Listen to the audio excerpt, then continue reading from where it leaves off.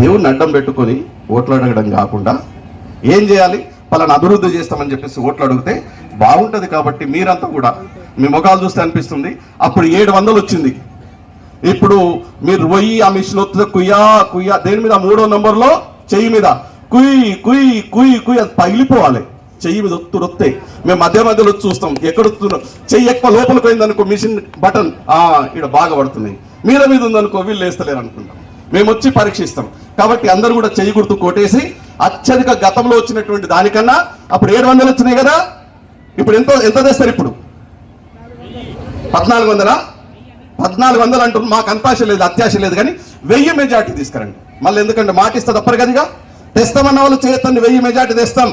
మీ మీద నుండి ఆడోళ్ళే అస్సలు కథ మీ దగ్గరనే ఉంది, తెస్తారు కదా.